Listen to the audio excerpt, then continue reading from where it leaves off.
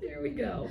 Hi, and welcome back to the Goodreads Virtual Book Club. I'm Brianna, and joining me this month is Marilee Chapman. Marilee Chapman is a library manager with SSJCPL. She oversees lots of things, but one of them is tech services, where we get all of our lovely books.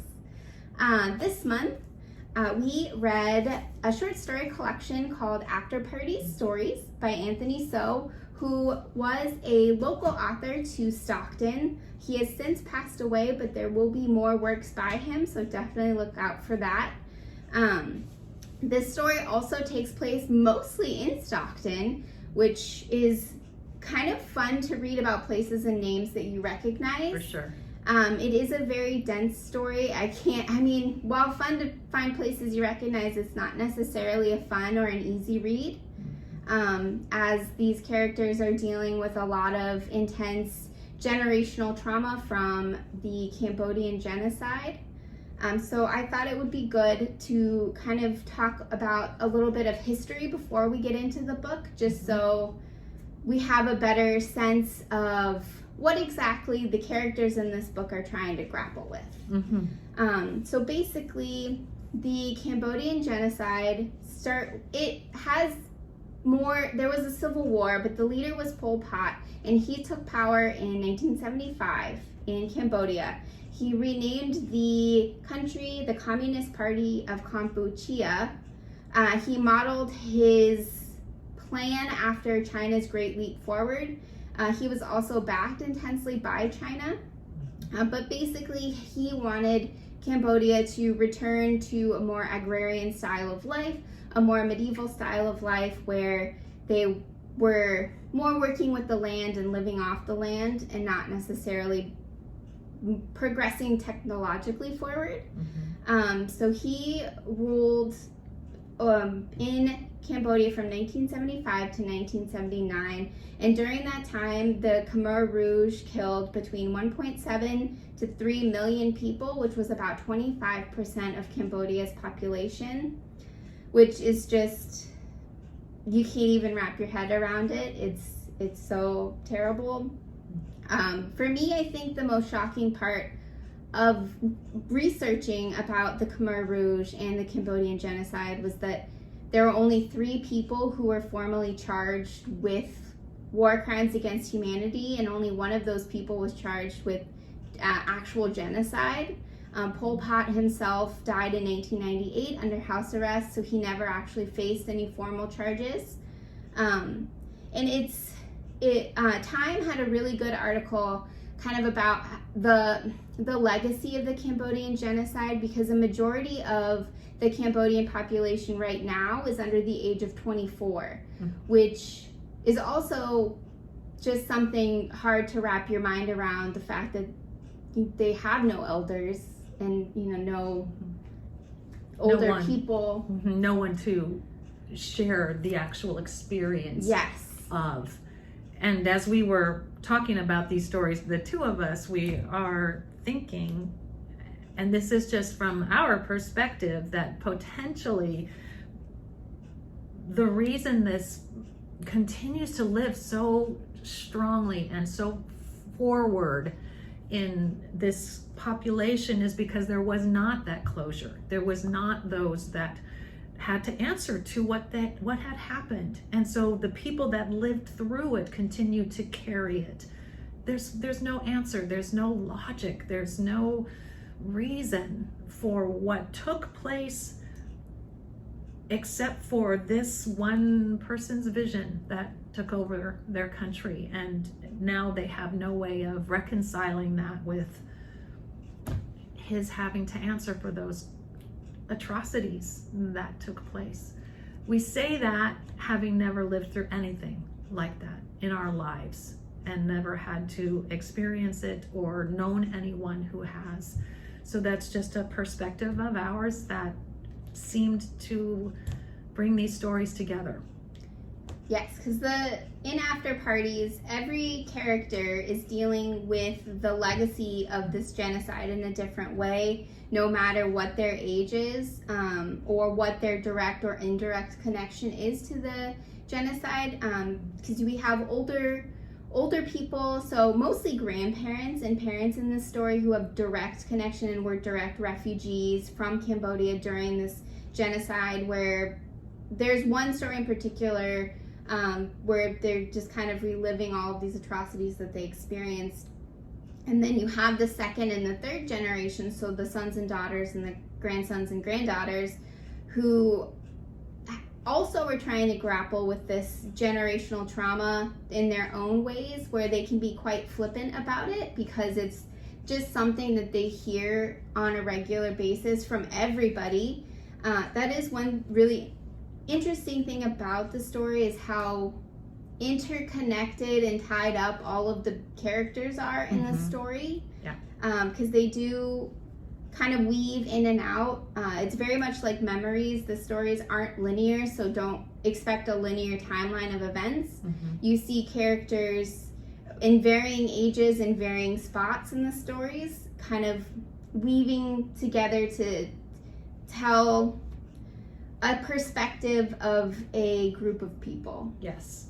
And that is one thing I wish I had known before I started reading it, is I was expecting it to be completely autobiographical, that it was going to be Anthony's life from start to finish, and it's not. It's about the community and the different people that live in it, and the different ways that they experience it, and all of that. So it's nice to know that ahead of time, so that you're not always looking for him in the story, but to just recognize that it is telling of so much more, and him in parts of it, but not only in 2 or 3 of the stories. So it's a very great conglomeration of things. It is. So we thought we'd just kind of go over each story and give you a little bit of a summary of what that story contains.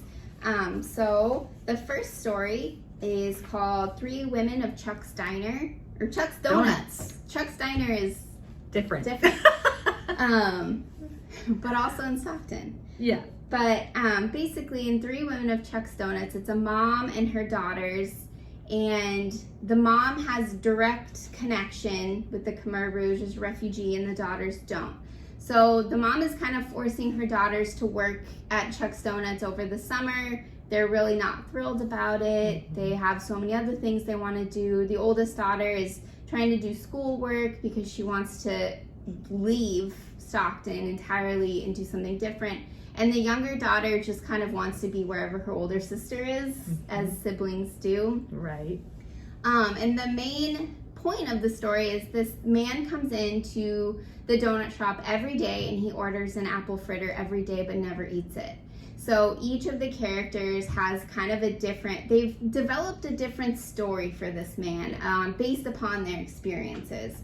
So in the mom's perspective, this man could be like an intelligent agent from the Khmer Rouge who's come to somehow hurt the family in some way, shape, or form. So she's very gratuitous to this man to try and keep him on the good side. And to the daughters, their father left the family and started a second family, and to the daughters, this man looks like their dad, and so they have a completely different story around who this man might be and why he's here. And then it turns out that, obviously this man is none of those things. Right. You have to read it to find out. Yes. But he's none of those things. And this, he's just none of the things that they thought, and all of those lived experiences that they're putting onto this individual are obviously not his lived experiences or his story. Right. And so that I think part of the angst in this story is that they're trying to keep their donut shop open 24 hours a day, instead of realizing that maybe that's not the best financially, it's not the best emotionally, and all of those things. So they're trying to make up for what they don't have. Yeah. And this, I think, also, it's hard to pinpoint when the story takes place. I believe it's during the recession in 2008, 2009. So a lot of other businesses have closed around them. And I think that the mom is trying to come up with any solution possible for them to continue to make money, to keep the donut shop, but also keep their livelihood. Yeah. And this is kind of her way of trying to figure that out, is opening 24 hours a day to see if maybe that will pull in more customers. Yeah, but it tends to bring in just this one man. Just this one man every day. Yeah. So that's the first story. We don't, as far as I can tell, see these three characters again. Right. I think this story serves as more of an introduction to kind of the community that we're going to be introduced to. Mm-hmm. And the separation of generations, of how they view things and how they approach life in general. Yes. Just being first and second generation characters. Yes, and also how much the Cambodian genocide does color everyone's views, especially in this story, the mothers, because obviously it would have to. The next story is called Super King's Son Scores Again. And this one is a definite departure from Three Women of Chuck's Donuts. This one is about the man who owned the Super King Market, and he is a famed badminton player. He coaches youth badminton for a lot of the Cambodian kids in the area, and that's kind of his big claim to fame. But you can see, especially as the story progresses, how not only the genocidal and generational trauma of his past, but caring for his parents and also having so much pressure on him from not only caring for his parents, being the sole provider, but also running this store and this business is affecting him in a really big way that he is trying to work through. And this story I thought was really, really interesting because it is about the man who owned the Super King, but it's told from the perspective of the youth badminton group. So it's told from the perspective of a group of boys. There's no one real individual perspective. Yeah, and there is obviously some sort of tension going on in the grocery store owner's life that they allude to, but you don't ever really understand. So that he just is dealing with present day and past, and then the badminton plays as a kind of metaphor for that activity, because he becomes, it's the word I want, he becomes afraid of, nervous for one of these new kids coming in who is really good at badminton. And it gets to the point where he feels that he has to challenge him to a game of this. So it becomes the older generation versus the young generation in a game of badminton. And who is going to win and what happens once they do.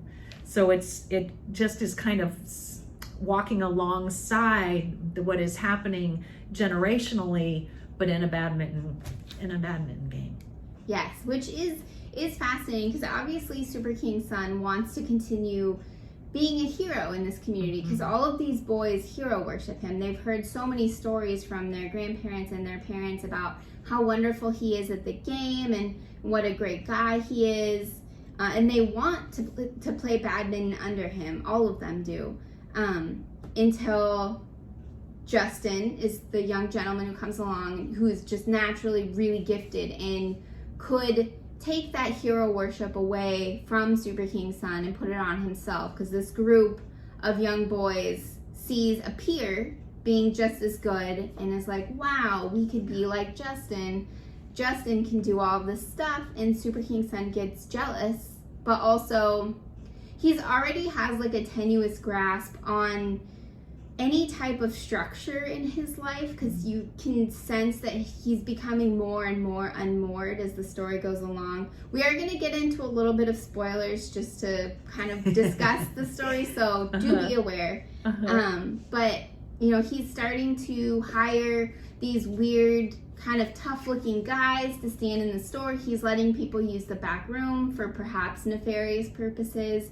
So you can see him slowly unraveling. In Super King Sun's mind, his last grasp on control is to win this badminton tournament with Justin. Yeah. And he puts his all into this badminton tournament. And he does win, but the cost is really great because these kids who had hero worshipped him see him for maybe what he has become, and they pity him more than hero worship him at this point. Absolutely. Absolutely. And so it becomes a heart-wrenching thing for him in the end too, in that he is not thought of the way that he used to be. And it reminded me of those stories that we hear so often about the quarterback and prom queen, who continue to live in those high school days because the rest of their life don't live up to that time when they were so looked upon with positivity and hero worship, same sort of thing. And it's like just not being able to get past that because you need it. Yeah. You need it to feel something of yourself. So. Yeah. It was a good story. It was. And I think like the very end of the story is like looking back on it, obviously, but it really speaks to the trauma that this whole community is still going through, where he's talking about the stench of the Super King, because in the beginning he describes like there's all of this like blood and just it smells super, super bad, but everybody swears by it. And obviously it's no longer there anymore, but he swears that the stench and the raw everything else never got the memo to quit and relax. And it's very indicative of how all of these characters are still so enmeshed in trauma. Yeah, absolutely. Oh.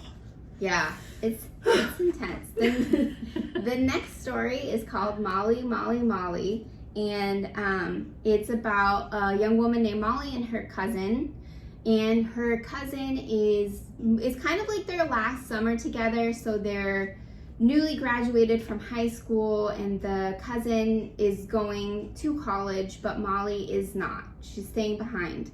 And they kind of call themselves the outcasts because she's kind of this rebel without a cause, and he is a part of the LGBTQ community, so just kind of feels like he doesn't quite fit in anywhere, and he wants desperately to leave, but he also wants his cousin to come with him because they're each other's biggest support group.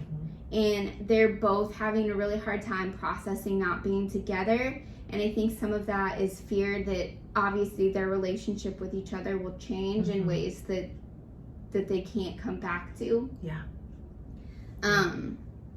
But I mean, the impetus of this story is that one of their cousins had a baby, and this baby is the reincarnated spirit of Molly's mother, Somali, who had committed suicide, and is no longer in the story with them.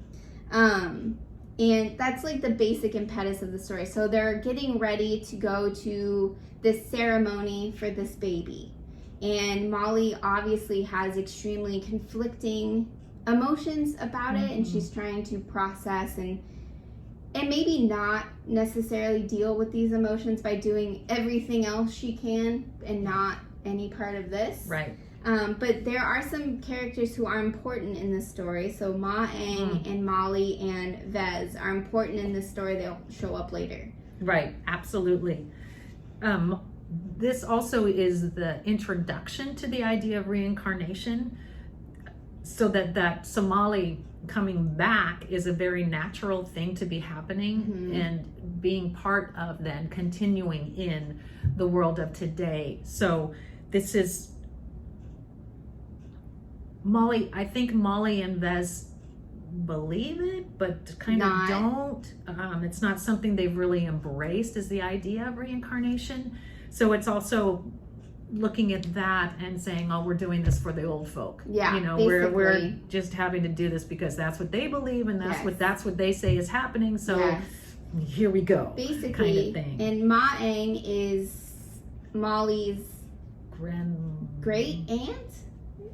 Yes. And Ma-Eng and Somali both were refugees of the Cambodian genocide, and Somali, that's the main reason that she did commit suicide is because of that trauma. So Ma-Eng takes Molly in, and that also is important to know for later.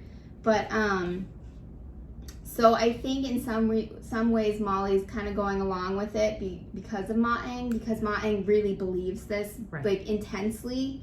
She really, really believes that this baby is the reincarnation of Somali, because I think she kind of needs to believe it to continue on, to move forward. Not move forward, but just move in general. Right, and just to keep that respect going that comes from some interacting with your elder. And as much as they may joke about it and make fun of it, when they're with each other, the young kids are with each other, it still means a lot to them in their culture and in their life to be part of this bigger family and to respect and care for one another. So, and I think this story too is the first to really, really highlight these generational differences and how the younger generations are moving on and the older generations cannot. Yeah. Absolutely. But how the older generations kind of pull the younger generations back in when they try and move on. It just like this push and pull and disconnect and wanting to connect but not being able to connect. Yes. Yes. But this was a really good story. And so basically it ends kind of with them going to see this baby who is the reincarnation of Molly's mom, Somali, and Molly having a really intense bond with this baby immediately, just on some type of primal level, but also an intense kind of jealousy of this baby, because she wanted to be the one to carry on her mom's spirit and not somebody else. Yeah. I think she also wants to know her mom. In a way she hasn't been able to. No, so she had her spirit within her. She would have a better understanding of why she is no longer there and was not there to love and bring her up. Yes. So the next story is called The Shop. So we kind of leave this group of characters and we're coming to a new group of characters. And The Shop is about a family, and the dad owns an auto body shop. And this story really showcases how kind of knotted together this community is, because the dad runs the shop, but every person he hires is either a family member or a friend, for good or for worse for the shop itself. Some of these people that he hires definitely aren't there to work in the shop. But this one also really highlights that generational difference between older first generation and second generation. So the main character is a young guy, and he has come back home after going away to college, and he's kind of just trying to figure out where he wants to go next. Like he's just kind of floating around. He doesn't have any real direction. So he's working in his dad's auto body shop and just kind of existing. And he at first seems totally happy with the way that it's going. His mom is not, though. His mom really wants him to do something and go out there and do something instead of staying home, because he's also not necessarily really contributing at all to anything. He's literally just exists. Like he's just floating in the space. He's just existing. And he's also very narrow focused on himself and figuring out himself, that he doesn't see anything that's happening around him. He kind of has blinders on. Like he's not seeing that his dad's shop is floundering. because his dad, like, he's just sounds like a wonderful man, but he's giving everybody all of these discounts. He's hiring all of these people that the shop can't actually afford because he wants to support his community and do what he can to support them. They say that basically the mom gave up on trying to balance the books of the shop because it just was depressing. Yeah. So she just kind of gave up and is doing her own thing. And I think this story actually is the first that's kind of semi-autobiographical with Anthony, because his dad does indeed own an auto body shop. Mm-hmm. So that one was kind of interesting, because I think a lot of kids, especially who graduated in that 2008-2009 recession period, ended up moving back home. Right. So it does speak to that kind of generation of individuals. But yeah, he's just trying to figure it out. He kind of has different relationships. He has one relationship, a romantic relationship with this other guy who it's just definitely not going anywhere. It's not really serving either of them to continue this romantic relationship, other than it's familiar. Mm-hmm. And that's also, he's just really stuck. Yeah. He's really stuck, and he doesn't quite realize it until the end. Yes, and this again, there is the introduction of the Buddhist, the Buddhist religion and what they feel will help. Yes. The shop. They need to have this little ceremony that's not doing well. They know it's falling apart. Mm-hmm. And so this one woman is insisting that they have this ceremony in order to cleanse and to bring good prosperity back to the shop. So you have this going on while these two men are trying to find their way, neither of them really wanting this ceremony to take place, but again, respecting the other and allowing that to take place, so that the others who are in their community can feel good about what's going on, and they can just kind of rebuild from there, having gone through this. Yeah, and you can really kind of see kind of how, like, what a toll the shop is taking on the dad when the monks come to perform the ceremony. And the main character, the youngest son, we do see a little bit of the older son as well, but the youngest son mostly sees it as like a business transaction, because the dad had to pay for the monks to come to perform the ceremony to kind of bless the shop and bring back prosperity.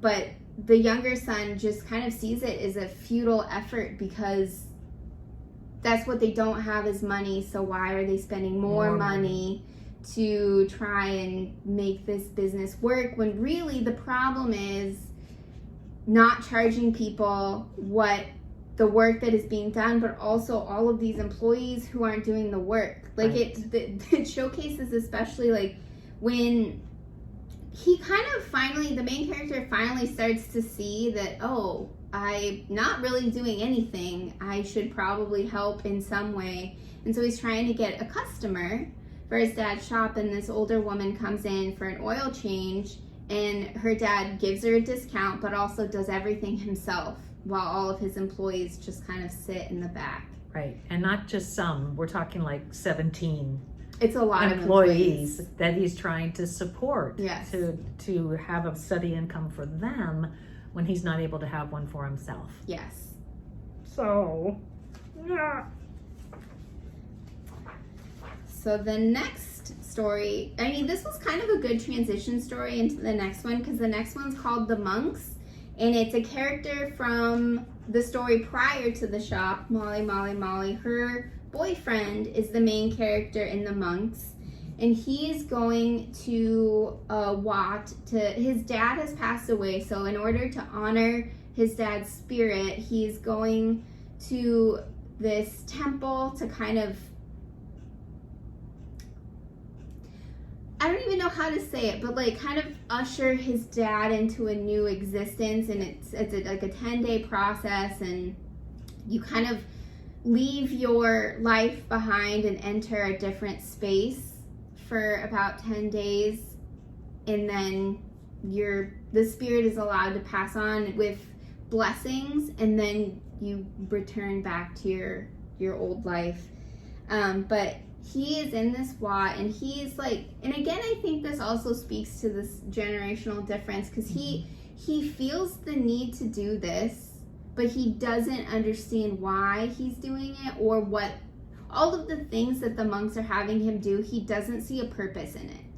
He just thinks he's doing chores. Like he thinks that he's basically doing all of their menial labor that they don't want to do, and he doesn't really see the point. Right. But he feels the need to do it. And part of that is that his dad, from what we are told, was not a good guy. No. That he was in the drug world, and not respected by his own brother. Yeah. His own brother thought he was worthless, and so he is trying to bring his dad to a new place so that reincarnation will be a good one, kind of. It's like Brianna was saying, ushering him into his afterlife in a better position than he ended his life. Yes. So it's a way to work things out better for his dads, and that's why he continues to do this. He is convicted in following through with these 10 days. It's just, even though he feels like what he is doing is worthless, and he wants to leave, nothing, but he feels, sticks it out. Yeah, he feels that he needs to be here in order to kind of maybe even give his dad the help that he never received, because obviously his dad was first generation refugee and turned to alcohol and drugs as a means to cope with all of the horrific experiences that he experienced, as a way for people to kind of honor his dad and his memory and see him past the drug abuse and the alcohol, but for the person that he actually was. And I think too, part of this was, again, that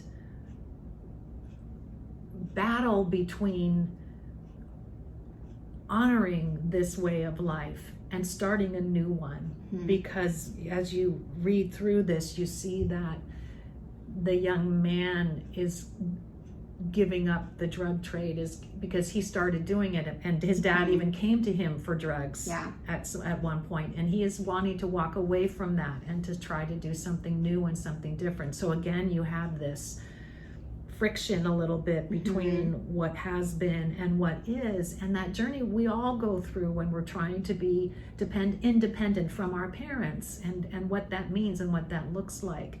They have the added angst of the Khmer Rouge genocide history that we just cannot relate to, but it's that same kind of, I need to be my own person, and I don't know how to do it, and without dishonoring my parents, so I'm going to go through this to honor him and to do for him what he could not do for me. So it's a good one. It is. I mean, honestly, there's so many amazing stories. The writing is just phenomenal, and the ability that Anthony had for you to be able to really connect with the character in such a short time with the character is pretty incredible. Yes. The next story is called We Would Have Been Princes, and this one also features two brothers. It's a pretty common theme in this story collection. But these two brothers are going to a wedding. It's kind of like the wedding reception. Yes, because cousins are rampant. Yes. There are a lot of large family connections throughout this. Yes. And I'm not sure even that's really a blood connection. It could be just that we are all here because of a shared experience. Yes. And we call each other uncle and aunt and cousin for that reason. So it's hard to say exactly. And this one, I mean, again, has that very intergenerational dynamic, because the brides or the grooms, I'm not 100%, but their older family hired this famous singer who never has a name other than famous singer to sing at this reception. And like all of the younger generation kids don't know really, I mean, they know who she is, but they don't really care. They just think that she's a diva and they're tired of dealing with her. Like one of the bridesmaids is just really tired of making her this special tea with Evian water that she never gets right. And but the famous singer, it's interesting because she just kind of hangs out with these two brothers. These kids, Like she's just kind of like in the background and the foreground at the same time. Yeah, and it's interesting because whenever she is mentioned in the story, her name is capitalized all the way. All caps. All famous caps. Singer is all in caps. Does that mean something? It's interesting. Interesting. It is. It's almost like in a kind of in a mocking tone a little bit, because all of the younger generation in this story just really don't care about who she is. Like they're not impressed by her. They're not awestruck. They're just like more than anything, it's kind of an annoyance. But the story basically is about these two brothers, one who has come back just for this wedding, and the other brother who has kind of lost his way and is living at home again, because he also has a substance abuse issue that everybody in his family is really grappling with in different ways, and sometimes like holding the reins in a little too tight on him, where he feels like he might as well mess up because it's the expectation. Yes, that's the expectation of him, is that he is gonna mess up. And it's kind of like a way for these two brothers who have grown so apart to reconnect and kind of find each other again in adulthood, in their new selves and new lives, in a very odd situation. I mean, they're trying to prove something. Yes, they're trying to prove that petty thing. Yeah, that this seemingly other petty in our minds. Member gave the bride and groom money, because they don't think he did. They think that he just said he did, because the amount of money is really large. So they think he's a liar, basically. And they're trying to prove that he's a liar. Yeah. And so that's like their mission. But then on this mission, it turns to be really not about that, but more about them two bonding and reconnecting, whereas their main mission is kind of forgotten and is not nearly as important as them forming these bonds with each other again.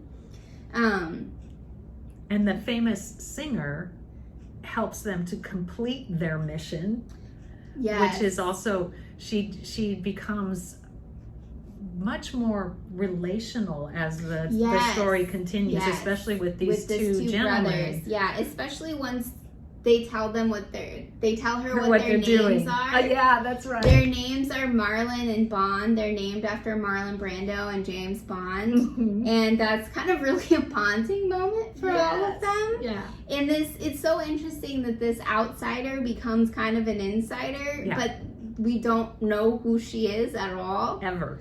No, never in the story do we know who she is, but she's kind of just in it. Yep.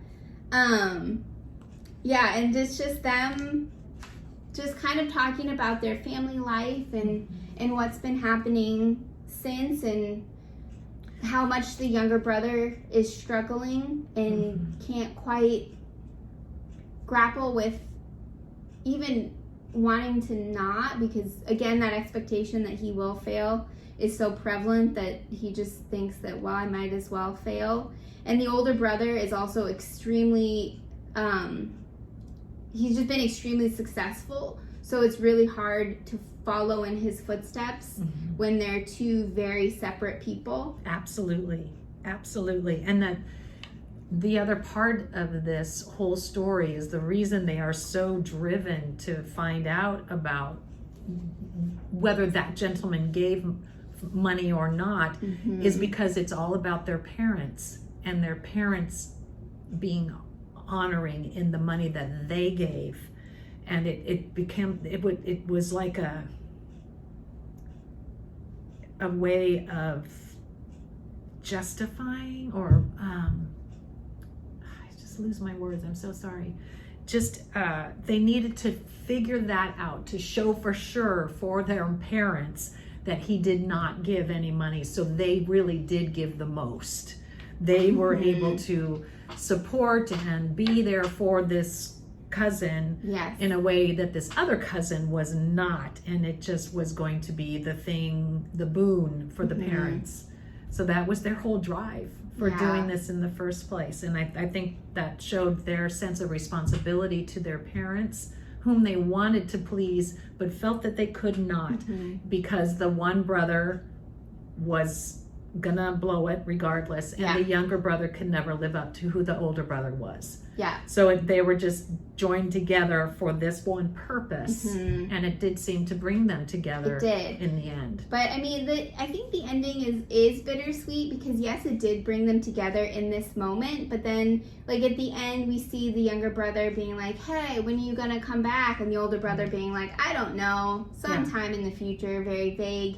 And you're like, oh, we should do something. Yeah, we should do something. And then they just kind of part on this hope and thought that they are going to actually do something with each other next time, but without the guarantee that that's going to happen. Yeah, absolutely. The next story is very different, and I think perhaps another story that is semi-autobiographical, but again, that is fiction, so it's up to interpretation.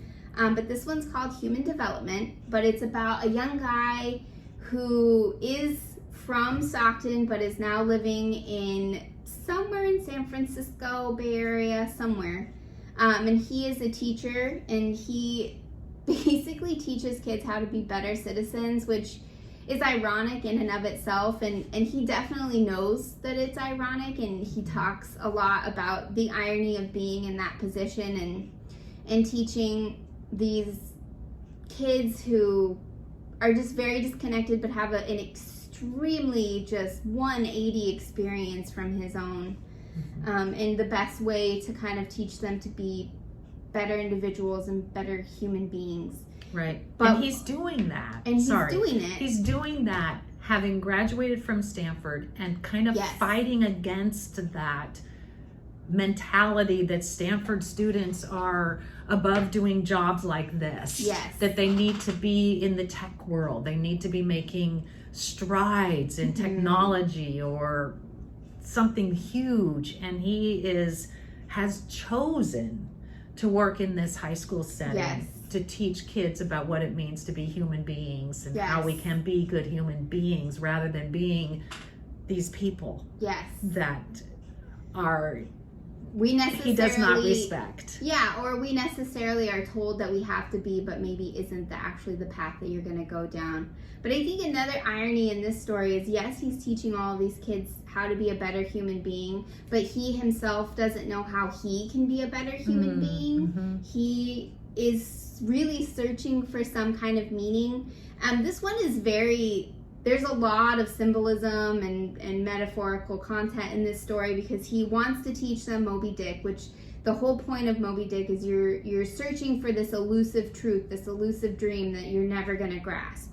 And he also feels that sense of searching for something that he'll never find, or that's just unattainable and was never attainable in the first place. But either you can kind of look at a situation as a glass half full or a glass half empty type of thing.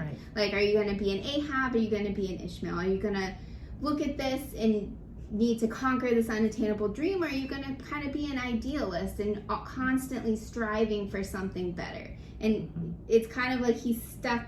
He doesn't know. He's just stuck in between these two ideals, and he doesn't know what he wants to follow, but also has the forethought to know that he doesn't know. Right. He's very self-aware. Yes, he is very self-aware. And this is all happening as he is trying to grasp relationship. He's trying to find relationship with someone that he can really continue to be and live with. he is also a gay gentleman. So with that, fighting for something that is going to be real and ongoing, and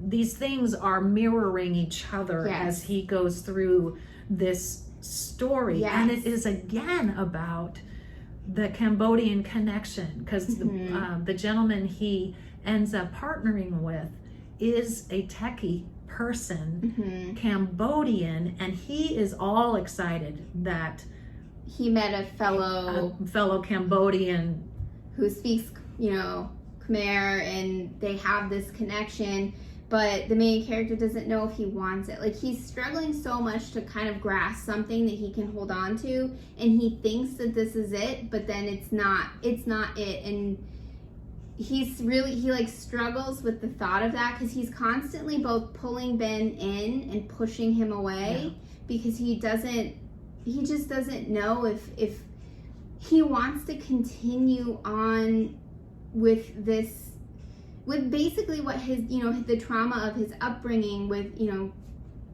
having this connection, or if he wants to entirely do something different. He's just really stuck, and he doesn't know what he wants.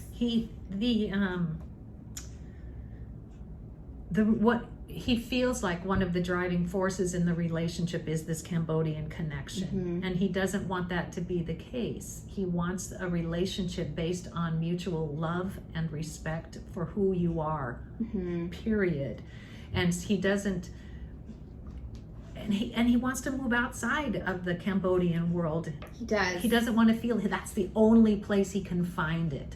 So he's searching. He's searching, and he's kind of moves away from everybody, because he also has a very close relationship with his sister. He kind of feels abandoned by his sister. His sister just moved to New York for a wonderful job, and so he's kind of searching for something outside of these relationships that he set up for himself, so he can kind of stand on his own as his own person without having to be, this is. Because even when he goes to parties, he'll be like, oh, you're so-and-so's sister. That's who you are. Like, he's really searching to be his own person. Like, he's not Ben's partner. He's not his sister's brother. He is his own person, forging his own path. Absolutely.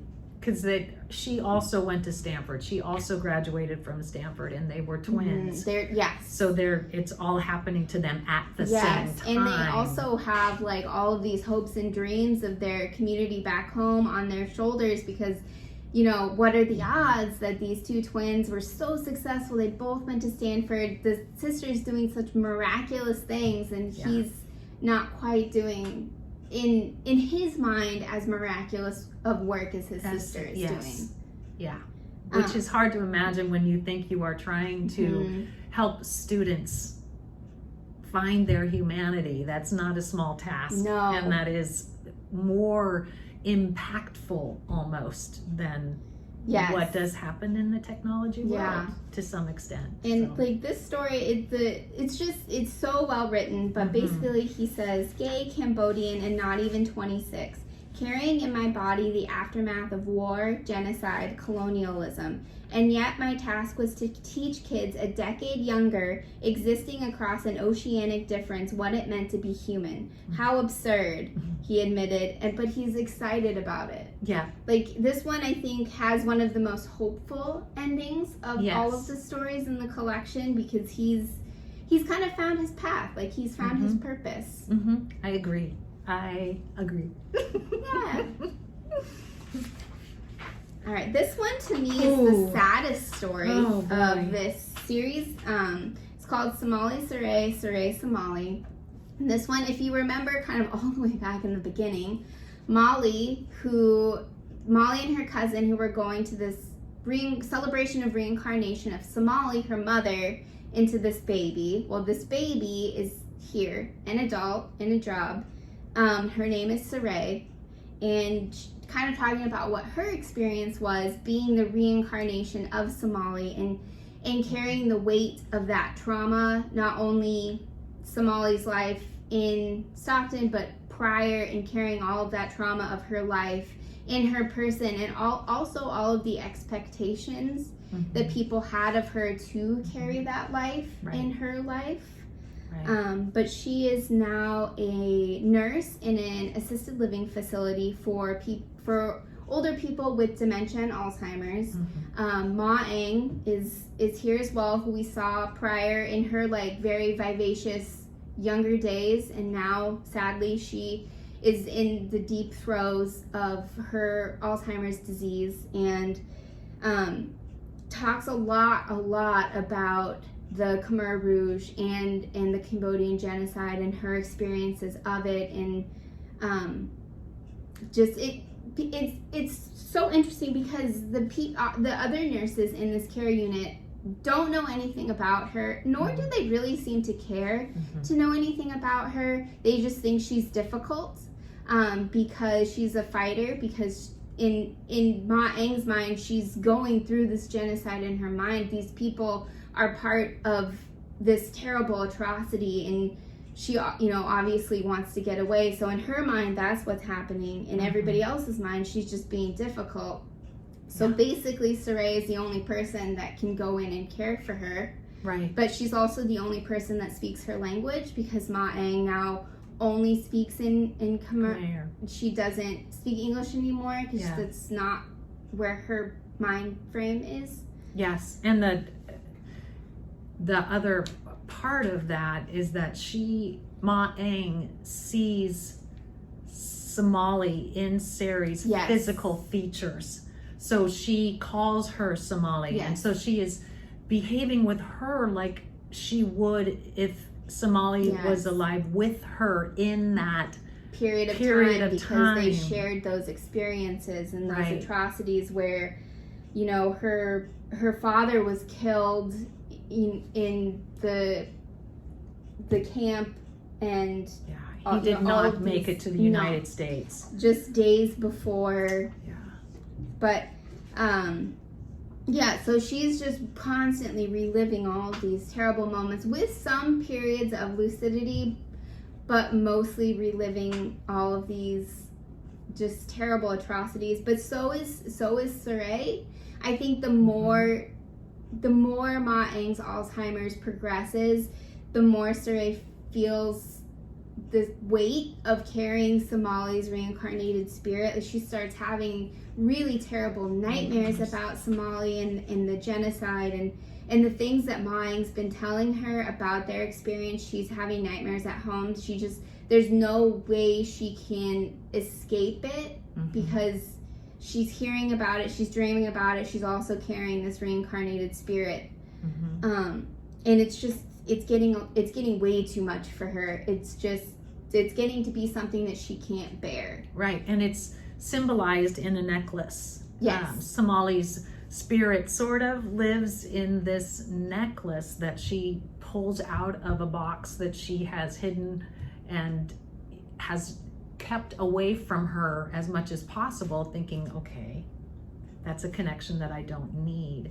So she puts that necklace on, and the dreams become worse once again, and it's that sense of reincarnation again in this necklace, and the need that she feels to give it to someone else, that her time with this spirit is done. Yes. And it's time to pass it on. Yes. But to whom? Who does she give it to? Yeah. Enter another character we've read about prior, Molly, who is Somali's daughter. And you can really see as these two have grown up even more, Molly has an intense resentment towards Saray, like intent, like she's grown into she was an angry youth, and she's grown into be an angry woman. But she still loves Ma Eng. She's there every day. She talks to her, she reads to her, she brings her kids. But with Saray, obviously, there's just deep resentment there. And so Saray decides to give this necklace to Molly's daughter, in a sense, to put this necklace back in the immediate family, potentially where it belongs. Right, but definitely not with Molly. No, she thought about it, but she could never do it. Didn't feel right to give it to Molly. And I think part of that is because of Molly's attitude and how angry she had become, that's not where Somali wanted to go, and that wasn't where her reincarnation could continue in a positive way, where Molly's daughter Sammy has so much energy and so much life and so much joy and is an artist, and there's so much going on in Sammy that this is where Somali wants to be, to the point where in this story her presence is shown, and with Sammy, with her hands on Sammy's shoulders, so Sarai seems to know that this is who the necklace belongs to, and this is where the reincarnation continues. But perhaps also the generational trauma continues down the line. Right. So she is not necessarily wanting to give the necklace to Sammy because she knows what hardships she has had in carrying this spirit. But she also knows she needs to let it go, and it needs to go to someone else, because again, she has a life she wants to pursue, and it's outside of this life that she's been told she has to leave for Somali. She wants to live her own way. Last story in this collection, short but dense, is Generational Differences. This one, I think, by far is the most autobiographical story in the whole collection. It does feature Anthony. He's named as Anthony, and his mom, who's named after his real mom. But basically, it's kind of a day in the life. His mom was a teacher at Cleveland Elementary School, and so basically, Anthony finds a photo of Michael Jackson with a group of kids and asks his mom what this means. And his mom then is kind of pressed to tell him what happened. And she was a teacher at Cleveland Elementary School when their school shooting happened in 1989.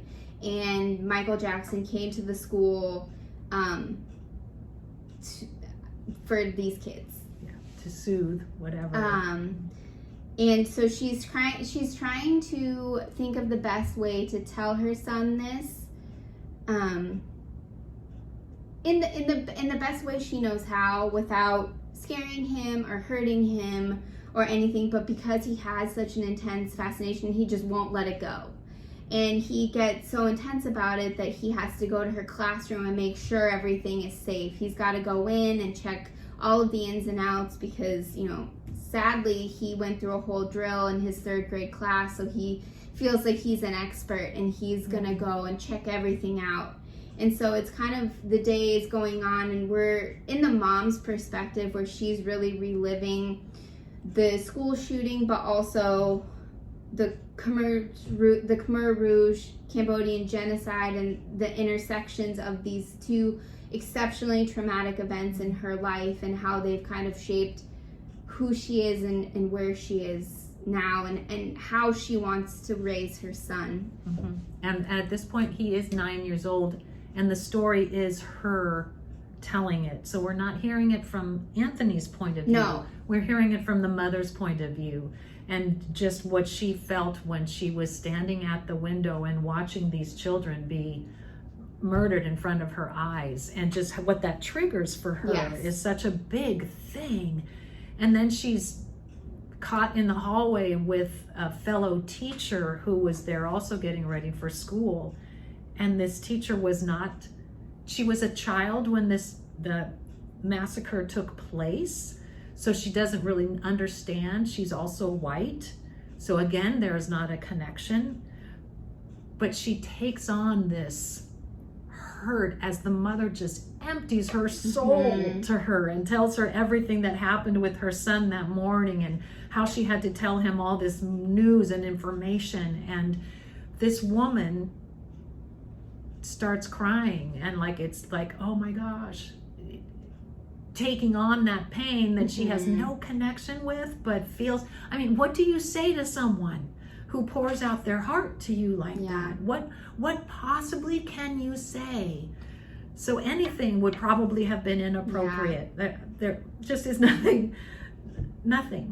So what she did just rubbed the mom the wrong way. I think Robbie doesn't want to carry anyone else's pain. She doesn't, she doesn't want that. She doesn't want anybody to place anything else upon her person other than what she has experienced, and she doesn't want to deal with it. So basically she just walks away. Yeah.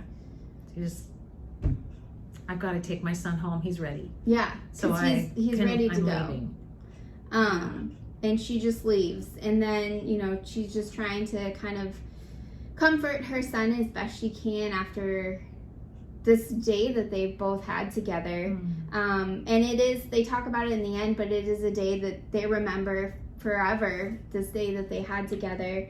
And as sad, as terrible as the story is, I do think the ending is kind of hopeful, and I think it really helps tie in all of the stories together, because it's basically saying, when you talk about my history, this is the mom speaking, I don't need you to see everything at once. I don't need you to recall the details of those tragedies that were dropped into my world. Honestly, you don't even have to try. What is nuance in the face of all that we've experienced? But for me, your mother, just remember that for better or worse, we can be described as survivors, okay? Know that we've always kept on living. What else could we have done? And I think that's the point that everybody in the story is trying to make, is they're trying to keep on living in whatever way that they can, and however they see best. This, as they have left the school and are on their way home, and the mom is trying to help him to feel better about what's gone on, she's focusing on her thoughts have gone to her past and what has taken place, to the point where she's not hearing her son anymore in the back seat, and so he gets really upset and starts to yell, Mom, listen to me. And I think again that is symbolic of just how encompassing the past can be. Yes. And for her in particular, carrying this experience of the genocide and trying to not allow her son to take on that burden by trying not to involve him in this and allowing him to work it through himself in the classroom and to feel better about things when they leave, like, okay, Mom, I'm ready, I get it, I caught it.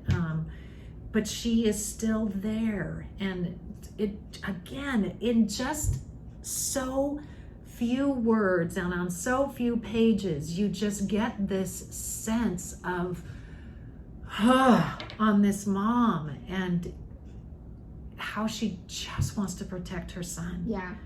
And but not deny the past. I mean, there's just that struggle that is going to continue to be a part of their lives. And what she wants to do is pay attention to her son and not get so lost in the past that she loses sight of him. And that, to me, is her biggest hope, is to live with him and grow him up without having to go through what they did in their past. So it just kind of brings all of these stories together in that hope, first and second generation, to grow and live and embrace and move on. So it was a beautifully done. It was. Story. The entire short story collection is so well done, and it's truly incredible how closely connected you feel to all of these characters that maybe you only see for a brief glimpse of time, but and it's amazing what he was able to do to really give all of these characters such great nuance. And they all have their own stories and backstories that they bring into all of these short stories, whether the story is told from their perspective or not. It's really incredible what he was able to do. Yeah, we recommend it. We hope you do read it. Yeah. Let us know if you read it and what you thought, and we hope to see you next month. Sounds great. See ya.